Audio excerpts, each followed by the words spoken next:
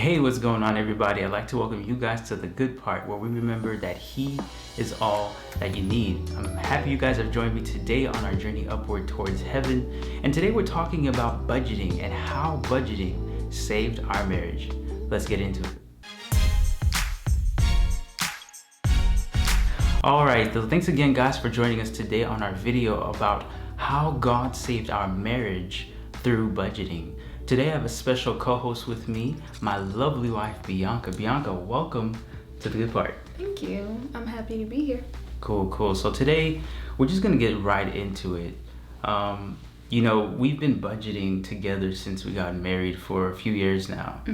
But one of the things that I've learned personally is that everybody's experience with budgeting is completely different. So I want to just talk about that a little bit. What's your experience been with budgeting from, when you were a kid up till today? For me, when I was a kid, I didn't necessarily budget, but I feel like my parents did try to instill responsibility with money. We didn't talk about money too much in my family, like in depth, but I did know, the dollar's valuable. You don't want to just use it on whatever. You have to be wise about what you want to use your money on. And I also grew up seeing my parents work very hard to provide, and so just by seeing how they managed finances made me want to be mindful about how I spent my money as well. So I think that shaped how I managed money growing up. That's real. There's nothing like watching an immigrant come, to this country, the American dream. We've actually lived it. Our parents at least have lived it. Yeah. And I feel like that's shaped a lot of my, ways I view money, and as well as budgeting even. My experience is a bit different though. Like when we grew up, we talked about money, but we never got into budgeting, except from like a mental standpoint. For example, I remember my dad would tell us okay, here's an allowance. So sometimes we would get an allowance. And then we'd get $20, $10, whatever it was, right? And then he'd be like, but make sure you plan out how you're gonna spend that money so that by the time it gets to zero, you actually have used it on something worthwhile. And I always remember my little brother, Talani, shout out to Talani. But he would always want to spend all his money one time, one day. And I think that's how I was introduced into money and dealing with money. I did struggle a bit now when I grew up, especially when we're talking when I had my own job. That's where I began to realize I didn't know anything about budgeting. I had never put together a spreadsheet. I had never spent time figuring out what my money was supposed to do. I somehow found a way to pay my bills, but I still was living a life in which if we're real here, talking I had, $30, $40 left, and I still had 2 weeks to go with the paycheck. So that's kind of been my experience. A lot of struggle, but a lot of learning as well in that process. Yeah, for me, I wouldn't say that I was great at budgeting, but all throughout college, I was always that friend who always said I don't have money to do that. I don't have money to do that. But that's because a lot of times I was putting whatever extra money I had in my savings. I literally would keep my checking account with $30, $20, sometimes maybe 50 for if I wanted to go out or something. Okay, fancy. But outside of that, I didn't ever keep money out unless I planned ahead, I want to go on a trip with my friends, I want to do something. I was always that person nah, I don't know if I can do that, I don't have money. I didn't have a Excel spreadsheet until I graduated and made my move out here. My sister helped me put something together where I could have my bills planned out and then have some fun money and things like that. But it was nowhere near as detailed as we have it now. Yeah, that's real. Yeah, me too. I actually started budgeting, I think a few months before we actually got married. I was introduced to a guy by the name of Dave Ramsey. We're going to talk a lot about Dave Ramsey, I believe, in our future videos. But Dave Ramsey was my introduction to a budget, a written budget. And that was my experience where our life actually changed, because from that point on, the way I viewed money, I felt like now I had control over my money. It no longer had that control over me. I mean, and it's not to say like I didn't have money. It was just, it was always poorly managed. Always poorly managed. I hated that feeling of like at the end of the month, or like when you're really trying to do something and you're looking over like your bank account and you're like, where did that money go? Right. Or like when, you know, you see like, oh, you spent $300 on eating out in 1 month, and you're like, whoa. Yeah, I got that app. There was an app, I forget what it's called. I had Mint. Mint, yes, that's exactly what it is. So when my brother was living with me, him and I used to eat out all the time. 1 month, I'm embarrassed to say, we spent $700 on eating out. Yeah, crazy. Yeah, we didn't cook. We didn't cook it all that month. I think all we did was eat out, and we got to $700. But again, it goes back to this idea of not knowing where your money is going, not having a plan for your money, and that's pretty much what ruined my experience, at least growing up with budgeting. But you know, there's a lot of people that are gonna be watching this, and they're gonna be thinking about like, okay, I can't budget. I'm not a numbers person. I think budgets are too restrictive, or they'll even talk about how, you know, I'm not the nerdy one, either in my relationship or just in their own personal life. And a lot of people, sorry, go ahead. No, I was just going to say, I think, that whole idea of like, oh, I can't budget. I feel like a lot of people view budgets to mean like you can't have any fun. You can't do anything if you have a budget. Right.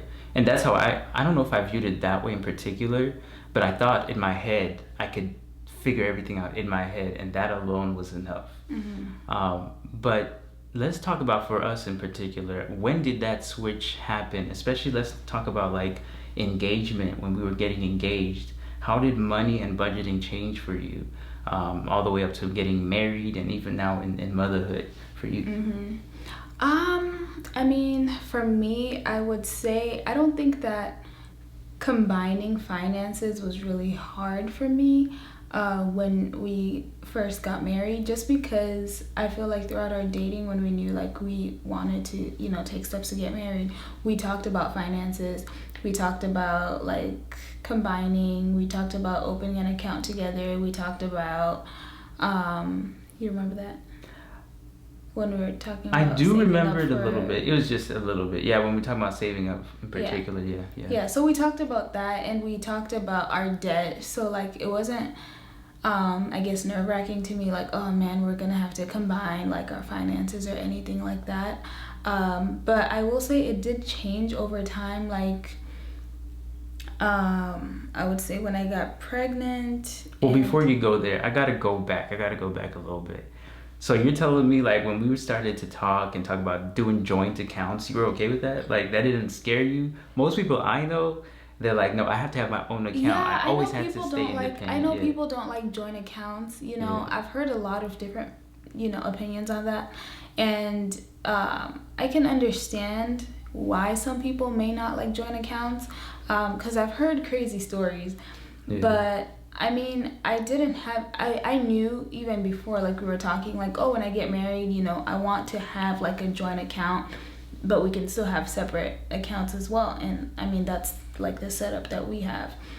So that didn't scare me, just because I felt like it's important to combine finances and be aware of what's going on with finances as a whole, not to have like separate, you don't really know what's going on. And if someone wants to pack up and go with everything they can, you know, like, so for me, I just didn't have an issue with it, because I feel more comfortable being aware of what's going on financially than just kind of everyone doing their own thing separately, kind of being in the dark and not really knowing.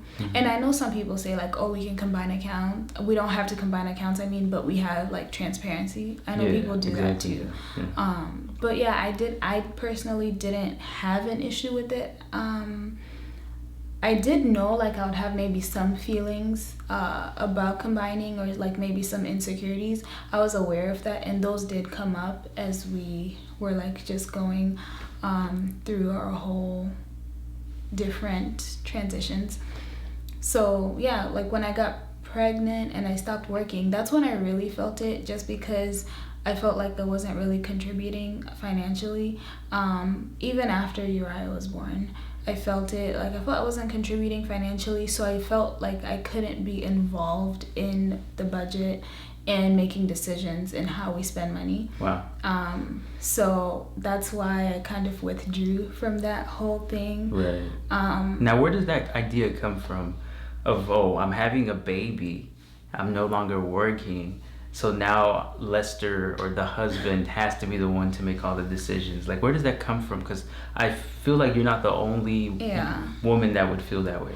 I mean, you know, for me, it's not necessarily just about having the baby. Okay. It's just the idea, because I feel like I felt this maybe too also with a lot of our transitions, because we moved a lot. Mm-hmm. And so every time I wasn't working, I felt that way. I guess, I don't know if you noticed, that's why I was always so quick to want to go back to work.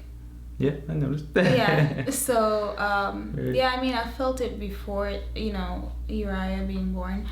But I felt it during that time just because, you know, like, there's this thing, you want to be independent, or at least not be independent necessarily, but be able to take care of yourself, right? Yes. If need be, like, I mean, even the idea of, like, oh, being like a stay-at-home mom is kind of like frowned upon.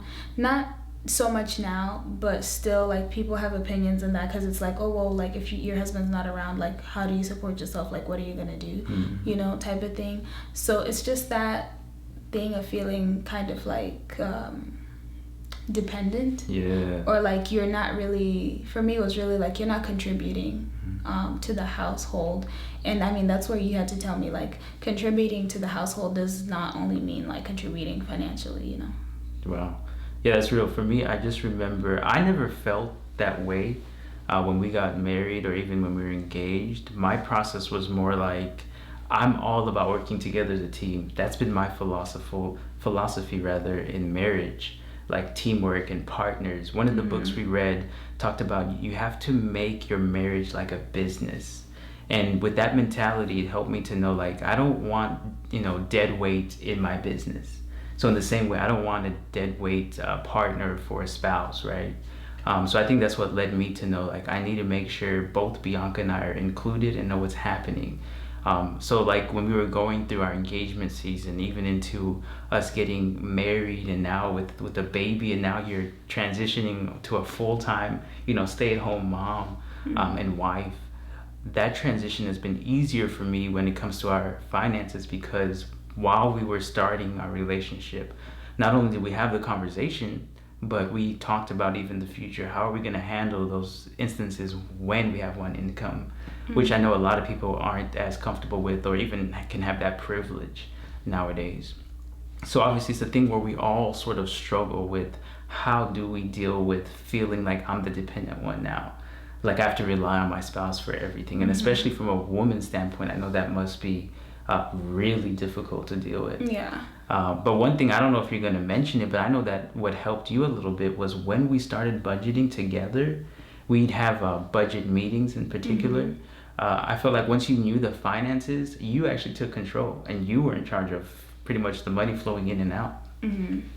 Yeah, that definitely helped. Like just being able to understand what's going on financially, but not only understand, but you were really like intentional about making sure that I was taking charge of our finances and, you know, doing things that needed to be done, whether it was paying bills, taking the money and putting it where it needs to go. So that did help me feel like, okay, like I'm part of the team here, you know.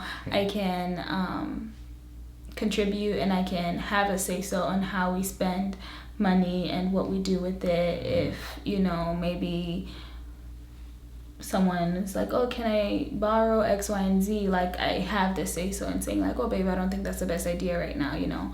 So definitely having those budget meetings did help. I mean, at the beginning, I wasn't a fan of the budget meetings. Yeah, actually, let's get into that, because people might be listening and be like, okay, you guys are talking like this is so easy. Like, this is not even difficult for people to go through. Yeah. Let's talk about our first budget meeting. How did that go for you? Oh, our first budget meeting, I didn't like it. I remember thinking like, oh man, this is life right now. Like, this is what we're doing. and feeling like, oh no, like I'm gonna dread this every month, you know. But just because of the way it just felt so. Actually, this is not a bad thing. You want your budget meetings to have structure, people, but it felt so like boring. That's real. I don't know the exact word I'm looking for, but it felt like there were a lot of restrictions. Just very restrictive, very structured and boring. And I was like, oh, this is not fun. Like, we can't do anything. That's how I felt. Like, this is just a meeting to tell me all the things I can't do with money. And that's how I felt that first time. But now, I like budget meetings. Now, that's interesting. My experience was the exact opposite. I felt like you were way more loosey-goosey. And I'm like, but we need to focus and have a plan, right? So you felt restricted, but I felt like we weren't having enough of a plan. We weren't like literally knowing what we're going to do with it. And almost to the point where I remember feeling like the bad guy, because here I am trying to get you to like... saying, no, you can't do that. Yeah, right. But I think that's part of my growth as well. Like, I had to learn, being in a budget with their spouse in particular, it's not about one person being in charge and then the other one, you know, having to hear no all the time. But it's about us working together, getting our goals to align, and actually having a plan to even spend money in a fun way. Yeah. In particular, like when we had to talk about vacations or taking trips, like we had to legitimately plan out how we're going to do that. So initially, I know I started out more of like, oh no, we can't do that. But through our growth and knowledge process, I learned it's not about saying no, it's about saying, how can we get there? What's a realistic step-by-step plan we can do it, but without maybe involving you maybe in too much of the weeds. But we could talk about maybe the high-level plan or the big picture together. And then after that, I can go back and do my little nerd thing and dive into like, how is that going to actually work out on a, like, you know, paycheck by paycheck basis. Yeah, I mean, for sure. And I had to also like compromise and kind of see things from your point of view as well, just because it was you were more like no, and I was more like, I'm not taking your no. I'm not taking your no, like this has to happen, you know. Whereas when we both were like, okay, like let's just you know, step into the other person's shoes and see why these things are so important to that person, and then come together and kind of, you know, make it work. You look at the numbers, show me like why this doesn't make sense, and when I see it, I'm like, oh, okay, like maybe not next month, but maybe the month after. And also me sharing with you, like, why is it so important for me to go on this vacation, you know? Like, I mean, our baby moon, that was a big thing. I didn't know baby moons were a thing until that happened. So even with that, it was like, I want to do this, and you're like, I don't even know what that is, you know. So yeah, and I think that's part of it too, right? Both partners need to explain the why behind something. Sometimes when you just put something on the budget, or you just talk about something like, oh, I want to go here, I want to do this, it doesn't help the other spouse realize exactly what's your goal behind it. And then when we actually communicate it, it now allows me to, you know, kind of step out of the numbers and get into the emotional part of it. Yeah. So I believe a budget is truly emotional. It's actually not just numbers, but it involves family or children or, you know, goals and projects that we might have to, you know, work on. All right, as you guys can see, we obviously have the third member of our budget meetings here, little Uriah. He's decided to join us. But one of the things I wanted to discuss was just this idea of us finding balance, especially because you have your goals, I have my own financial goals that I'm going for. How did we, or how are we even finding a balance and making our goals align? I feel like our goals definitely have to align. We have to have the same financial goals, I think, in order for things to really work. So what we did was just talk about our goals. Where do we see our family, you know, in the future? How do we see ourselves living? What do we see work-life balance being? One big thing for us is we eventually later on down the line want to be self-employed. So what are attainable ways to get there? And one of the things we talked about doing and are working on is getting out of debt. And so just making sure that we're taking the steps to have those conversations to figure out what does life for us look like later on down the line. Do we want the same things? Yeah, and I feel like that's not an easy thing to actually talk about. The application of it for us was quite difficult. I wanted to get out of debt first, I believe, right? But you were ready to start, living our lives as self-employed entrepreneurs even. Yeah. And I think it's important not only to have the conversations, but keep having them, even when it's hard, right? And like things don't go so well on the first try. Continue talking, continue exploring ideas, and connect with each other. Like what's in it for both of us that will make us both enjoy the life that's coming in the future. Yeah, and we continue to have refreshers and talk about what steps can we take and if we need to alter any things we do. So exactly. One of the things I love about budgeting lately that has helped us with our balance is this idea of still having fun but being individuals as well. Now, like we mentioned earlier, I personally feel a lot of people will struggle with this idea of having like a combined joint account, combined budget even. But there's actually a level of separateness that we actually have that most people actually forget that you can do while having all the money funneled maybe to one particular account. So now the last thing I feel that has given us balance has been probably the most important aspect of our budget meetings or even this idea of budgeting. And to me, it's been prayer and planning. Yeah. What are your thoughts? I agree. I feel like with a lot of decisions when it comes to the budget, a lot of times if we don't see eye to eye and agree, we've both been able to pray about it and just ask God to kind of lead us in the decision, especially when we are on opposite ends. And usually after prayer we come together and we're able to come to a compromise, or if the other maybe was right, or maybe not necessarily right or wrong, but if what the other person desires is something that is attainable and we come to understand the other person, we sit and plan, okay, how can we make this work and how can we fit it in the budget, and we plan for that. And I feel like that's what we did with the baby moon. I was more so stubborn, and you really had to, pray about it and seek counsel from others as well on understanding why it was so important to me. And, you sat down and kind of looked at the numbers to see, okay, how can we make this work and how can we plan for this? Yeah.